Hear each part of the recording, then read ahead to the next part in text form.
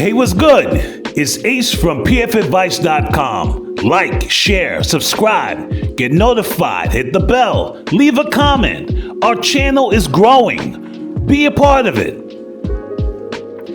Is blackness a state of mind? Whoever said that needs to join the real world quick. Is race a social or mental construct? I don't know, but I do know black is black. You cannot enjoy the rhythm and ignore the blues. You don't get to become a representative of a race by hanging out with them or pretending to be one.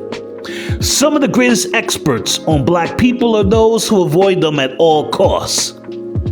Why am I in such a political mood? Comic books have always been political and usually left-leaning.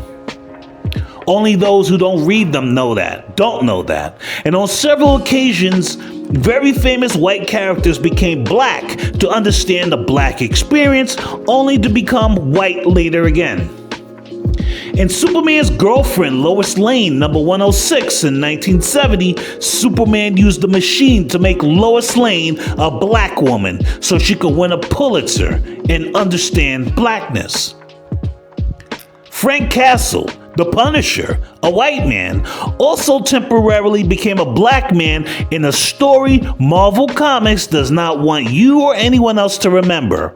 Marvel made the Punisher a monster, an angel of death before, but this was very, very different.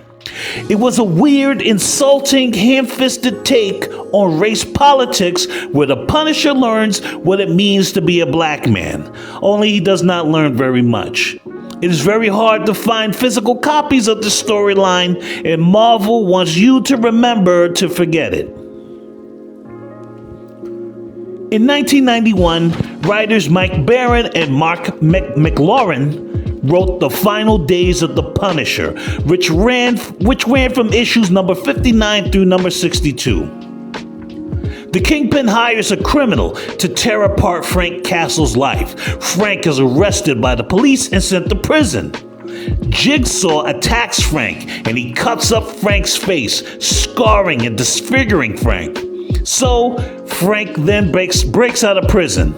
Then Frank finds a drug-addicted plastic surgeon, because why not, to fix his face.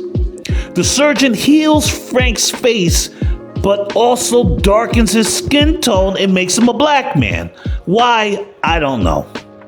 Also, you're paying more attention to this abbreviated plot breakdown than I am. Black Punisher is harassed and beaten up by the cops during a traffic stop, because why not? Black Punisher also meets up with Luke Cage and tries to lecture a black man about racism. Image and how black people handle themselves dictate how black people are treated, not racism. Since racism only happens to non-white people, I guess. Yes, I'm being sarcastic. In one fight scene, Luke Cage bursts into a room and yells, "Heads up, boys!" like he's Flavor Flav from Public Enemy. No, I'm not joking. It's like the writer watched a bunch of rap videos to learn how black people talk. At this point in the story, Frank Castle is slowly turning back into a white man. His complexion becomes whiter with each panel. Issue number 62, the end of the storyline, is titled Fade to White. No, I'm not joking. I guess it's better than the original title, No More Black, Blackity Black, I guess. Visit pfadvice.com. pfadvice.com is a personal finance and comic book entertainment site. I write weekly columns there. pfadvice.com is owned by District Media. I want to sincerely thank them for sponsoring this video. This is an insulting, forgettable, and weird Punisher story. I don't think it should be forgotten. But don't go out of your way to read it either. There is a way to infuse politics in comics. This isn't it. The first Captain America comic features Captain America punching Hitler. The Invaders fought Nazis. War comics go back to the Golden Age, so please miss me with the comic books are not political or woke nonsense.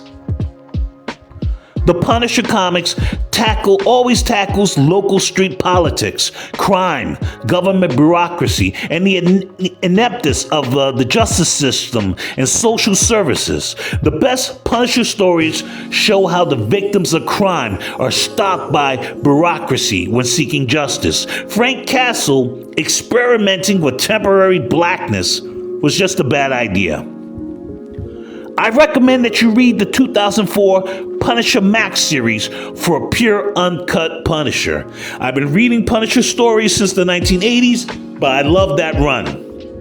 Especially the issues written by Garth Ennis and the photorealistic covers by Tim Bradstreet.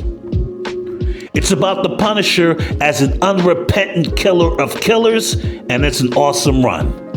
So what do you think? Did you read The Final Days of the Punisher? What do you think? Comment below. Thanks for watching.